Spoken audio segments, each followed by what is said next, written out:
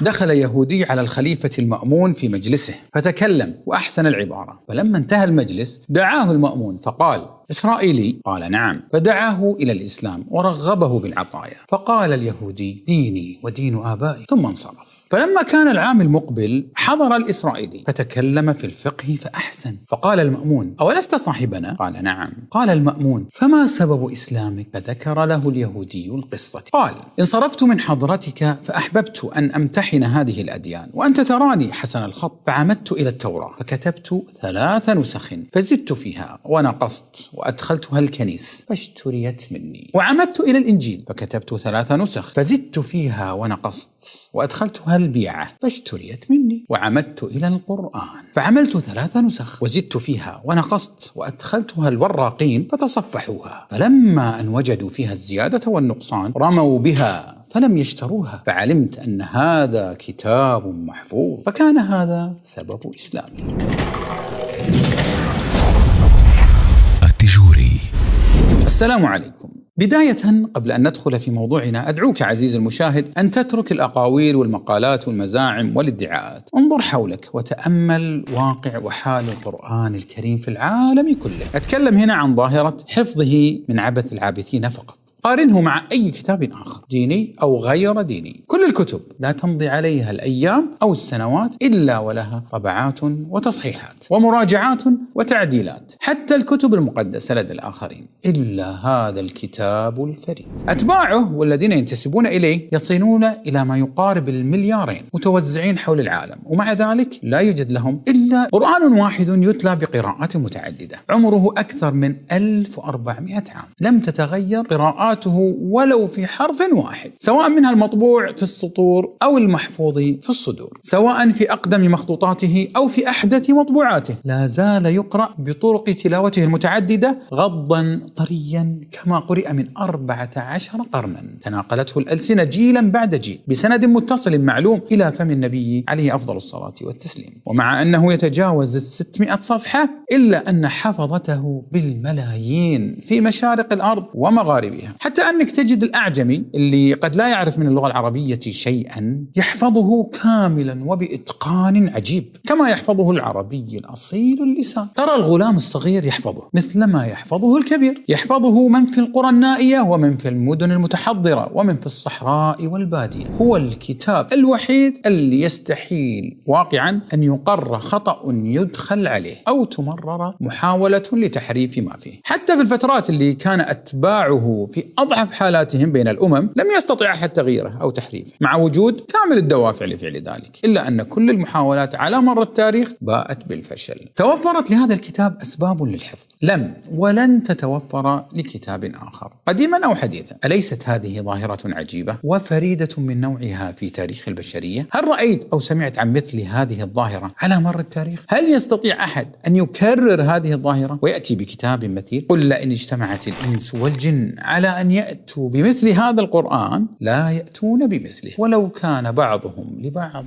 ظهيرا. إنه واقع يرد على كل الشبه والادعاءات والأكاذيب، واقع يدلك على ما إذا كان هذا الكتاب محفوظا أو غير محفوظ، واقع يصدقه قول الله سبحانه وتعالى: إنا نحن نزلنا الذكر وإنا له لحافظون. رأينا في الحلقة السابقة أن من الطرق التي تم اللجوء إليها لتبرير عدم وجود عقائد الشيعة صريحة في القرآن هو ادعاء تحريف القرآن بالنقص والتبديل. فرية طار بها كل عدو وطاعن في الإسلام، مستشرقون ومنصرون وملاحدة وزنادقة ومنافقون، ذهبوا لينقلوا عن أصحاب هذه الفرية افتراءاتهم ليلقوا بها بين أيدي المسلمين في محاولة لصرفهم عن دينهم. يريدون ليطفئوا نور الله بأفواههم والله متم نوره ولو كره الكافر. القرآن الحقيقي هو في صدر المعصوم. تحريف بمعنى النقيصة. بأي معنى؟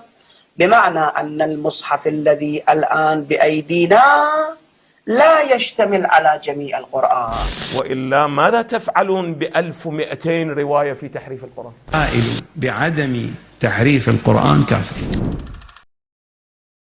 ذكرت كتب الشيعة عن الإمام أبي الحسن موسى بن جعفر الصادق أنه قال: ولاية علي مكتوبة في جميع صحف الأنبياء، ولم يبعث الله رسولا إلا بنبوة محمد صلى الله عليه وآله وسلم ووصية علي رضي الله عنه. وهذا كلام يطرح سؤالا هاما: إن كانت الإمامة والوصاية مكتوبة في صحف جميع الأنبياء السابقين، فلماذا لم يرد ذكر هذه الإمامة والوصية في القرآن الكريم الذي هو آخر الكتب السماوية؟ الإجابة في مصادر الشيعة نفسها تأتي من خلال المئات من الروايات التي يعتبرها مراجع الشيعة متواترة، والتي تقول بوضوح وجلاء تام أن إمامة علي كانت قد ذكرت مئات المرات في القرآن الكريم، إلا أن من جاءوا بعد رسول الله وتولوا الخلافة غصبا قاموا بحذف تلك الآيات.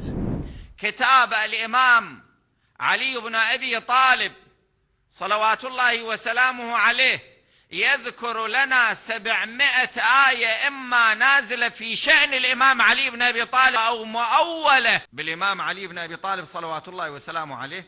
راجع، ولا آية ذكرت اسم الإمام علي بن أبي طالب سلام الله عليه بالصراحة.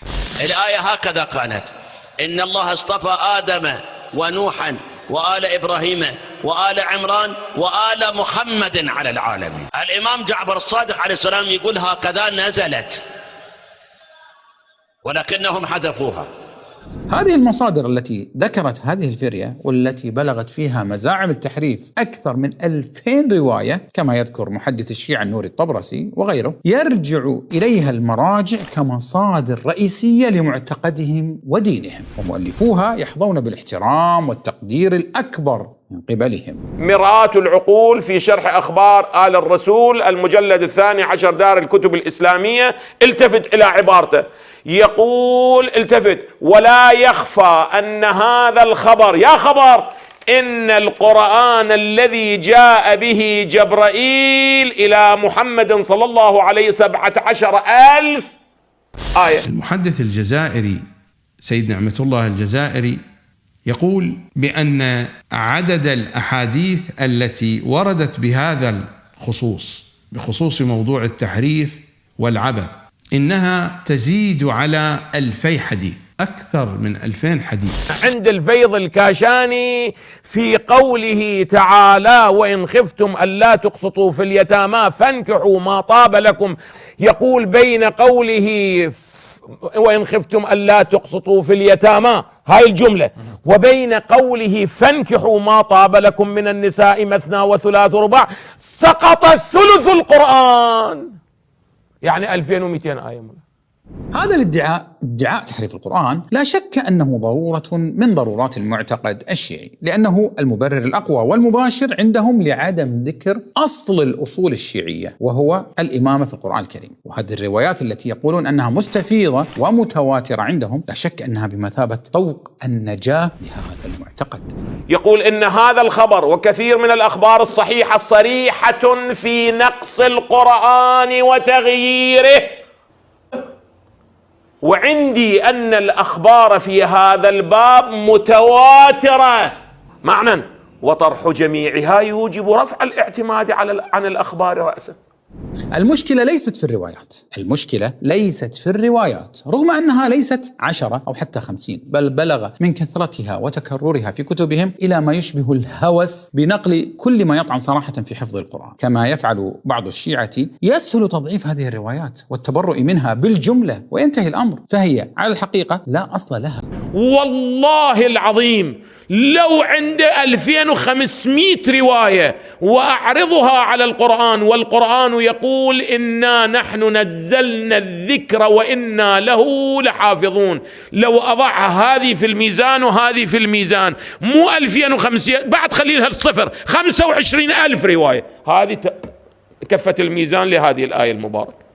لكن المشكلة الأكبر والأدهى هي وجود من يعتقد بتحريف القرآن من المراجع المؤسسين للمعتقد الشيعي وغيرهم، وترتيبهم للأبواب في كتبهم وعنونتها بما يفيد وقوع التحريف في القرآن. ومنهم على سبيل المثال لا الحصر علي بن إبراهيم القمي، نعمة الله الجزائري، الفيض الكاشاني، النوري الطبرسي، محمد باقر المجلسي، أبو الحسن العاملي، عدنان البحراني. أن جملة من أعلام علماء الشيعة أيضا آمنوا بهذه الروايات وقالوا أن هذا القرآن الذي بأيدينا ما هو ناقص. فإذا علمت عزيزي المشاهد أنه لا يوجد فتوى واحدة لمرجع شيعي بكفر معتقد لتحريف القرآن أو حتى مجرد فسقه، أو فتوى تجعل معتقد التحريف خارج المعتقد الشيعي، أو فتوى بالفعل فقط لا في شخص بعينه، كما هو عند باقي علماء المسلمين الذين هم مجمعون على كفر من اعتقد بتحريف القرآن الثقل الأكبر. فلا وجود لمثل هذه الفتوى عند مراجع الشيعة، بالرغم من أننا سنجد تكفيرهم لمنكر الإمامة وإخراجه عن التشيع مع أنها تخص الثقل الأصغر. احنا إذا واحد اعتقد بأن القرآن وقع فيه التحريف ما نكفره، نقول مشتبه. وجدت آراء تعرف أنه هذه آراء اجتهادية، قد يكون رأي من آراء علمائنا المتقدمين أنه يقول بالتحريف. اعتبروا هذا الذي يقول من علمائنا بالتحريف وهو رأيه خاص به اجتهادا، يقولوا اجتهد فأخطأ. قد هذاك يقول منهجه روائي، يقول لا كفة الميزان لصالح من مولانا؟ لصالح الروايات، حرون، ولكن لا يستطيع، لا أنا أتهمه بأنه ناقص العقل ولا دين له. وإذا أضفت إلى ذلك أن القرآن لم ينقل إلا من طريق غير الشيعة وهم أهل السنة، ولا يوجد لهم مساهمة واحدة في حفظه بالسند كما هو عند أهل السنة، إذا عرفت ذلك كله تأكد لك أن هذا الاعتقاد وهو اعتقاد تحريف القرآن له وجود قوي ومكانة معتبرة بين العقائد الشيعية، وإن أنكره البعض من المتأخرين أو جهله بعض عوام الشيعة.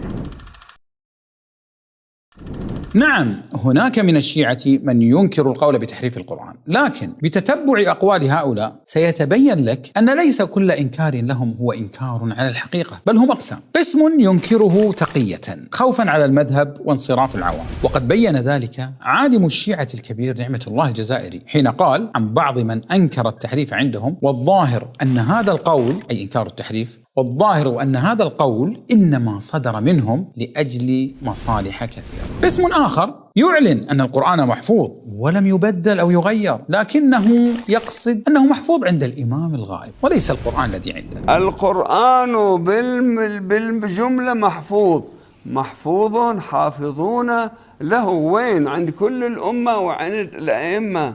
الجواب يقول لأن الأئمة سلام الله عليه قالوا: اعملوا بهذا الذي عندكم إلى أن يأتي صاحبها، اعملوا بهذا القرآن الذي بأيديكم إلى أن يأتي القرآن ماذا؟ القرآن الذي بيد الإمام سلام الله. وجهة نظر. قسم آخر ينكر التحريف ولكن يقول أن القرآن ناقص على أساس أن النقص ليس تحريفا. فهل ترك الله لنا دينا ناقصا؟ متى نقص؟ من الذي أنقصه؟ ما هي الآيات الناقصة؟ المحدث النوري ليس قائلا بالتحريف بل قائلا بالنقص، والنقص غير التحريف. وقسم يقول أن القرآن محفوظ ولم يحرف، لكن تم تغيير ترتيب بعض الآيات ليتغير معناها. فهل للتحريف معنى أقوى من التغيير والتبديل؟ لم يرد على هذا القرآن الكريم لا زيادة ولا نقصان. وأما البحث في أن آيات هذا القرآن الكريم وهل تم تدوين هذا القرآن الكريم تحت إشرافه صلى الله عليه وآله أو أنه دون من بعده بواسطة الصحابة، فوقع التقديم والتأخير في آياته وسوره، فذاك بحث آخر. أنا أقول آية التطهير ليس مكانها هنا، وضعت هنا، وضعت زجا هنا، لم يكن مكانها هنا. إذا حذفت آية التطهير تتسق أكثر الآية، معناه محطوطة حث هنا. أنا قناعتي بيني وبين الله أن آية إكمال الدين ليس محلها هذا الذي هي فيه، في وسط اللحوم المحرمة. آية التطهير ليس مكانها هنا. من الممكن أن تقرأ السور بغير ترتيب، المعوذات قبل الفاتحة أو سورة الكهف قبل البقرة، فهذا جائز ولا يغير المعنى. لكن أن تضع آية موضع آية أخرى دون وحي من الله، هذا تغيير للمعنى وتحريف للقرآن المحفوظ. قال الله تعالى عن هذا النوع من التحريف وهو يتكلم عن اليهود: من الذين هادوا يحرفون الكلمة عن مواضعه. فهل من يقول مثل هذا القول يعتبر مؤمن مؤمنا بأن القرآن محفوظ من عبث البشر. اسم آخر يواجه التهمة بتحويل الهجوم على علماء أهل السنة في محاولة لإثبات أن أهل السنة يقولون بالتحريف أيضا، موهما الناس بهذا التصرف أنه ينكر التحريف. فإنا قلنا مرارا وكرارا أن القرآن محفوظ، إن القرآن محفوظ وغير محرف، ولكن هو بخاري ومسلم وعمر وعائشة متفقون على أن القرآن ناقص، فهذا سؤال عليكم جوابها وليس علي جواب. وهذا الموضوع بالتحديد سنخصصه للحلقة القادمة إن شاء الله. وآخر قسم أغلبه من العوام يعتقدون صدقا بأن القرآن كتاب الله المحفوظ ولا قرآن غيره، والكثير من هؤلاء لا يعرف من أين يستقي مراجع دينه وما هي المصادر التي يرجعون إليها، ويثقون بالمراجع ثقة لا تدفعهم للتدبر والبحث وراء ما يقولون. إلى هؤلاء أقول لهم كلمة خاصة: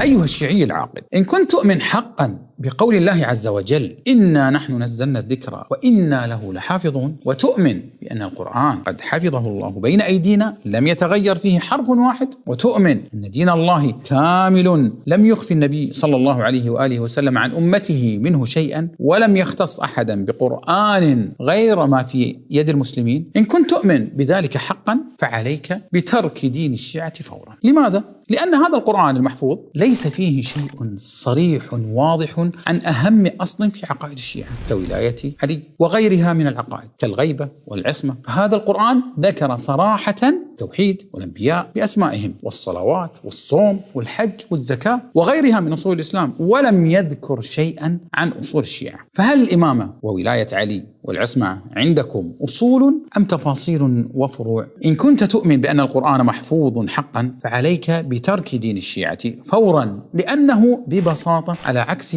ما بني عليه الدين الشيعي، يشهد بعدالة وأمانة الذين نقلوه وحفظوه لنا وهم الصحابة، ويشهد أن الله اختصهم وحدهم بهذه الفضيلة، وما كان الله ليختص كافرا أو منافقا بنقل كلامه فيعطي الفرصة سانحة لمن يريد الطعن في كتابه. للموضوع تكملة في الحلقة القادمة بإذن الله، فإلى أن نلقاكم دمتم في أمان الله.